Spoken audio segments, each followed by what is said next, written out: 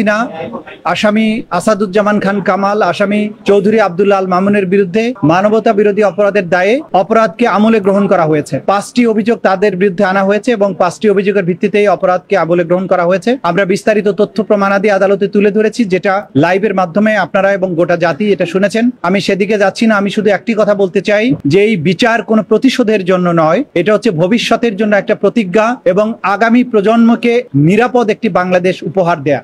আমরা বলেছি এই বিচার হবে আবেগ শূন্য, প্রমাণ নির্ভর, তথ্য নির্ভর, নিরপেক্ষ এবং ন্যায় বিচার। সেটি এনশিওর করার জন্য আমরা দেশবাসীর এবং সংশ্লিষ্ট সকল পক্ষের সহযোগিতা কামনা করি।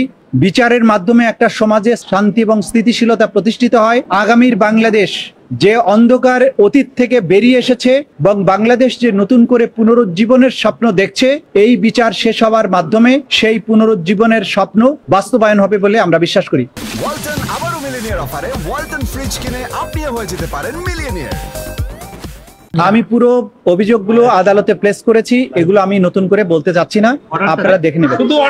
আদেশ হয়েছে 5টা অভিযোগে এই 3 জন আসামির বিরুদ্ধে অভিযোগ আমলে গ্রহণ করা হয়েছে।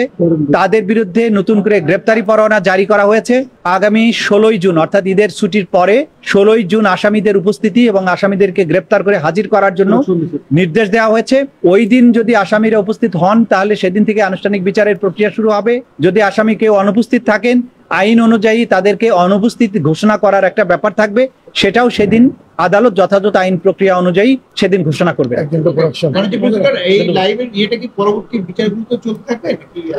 আপনারা সবাই জানেন যে আমাদের আইনে লাইভ সম্প্রচার বা সম্প্রচারের ব্যাপারে এটা এখতিয়ার দেওয়া হয়েছে ট্রাইব্যুনালকে। ট্রাইব্যুনালের অনুমতি সাপেক্ষে যখন ট্রাইব্যুনাল মনে করবেন যে এই অংশটুকু সম্প্রচার করতে সাক্ষীর কোনো নিরাপত্তার ঘাটতি হবে না অথবা অন্য কোনোভাবে বিচারিক প্রক্রিয়ার প্রভাব পড়বে না, তখনই তারা অনুমতি দিবেন।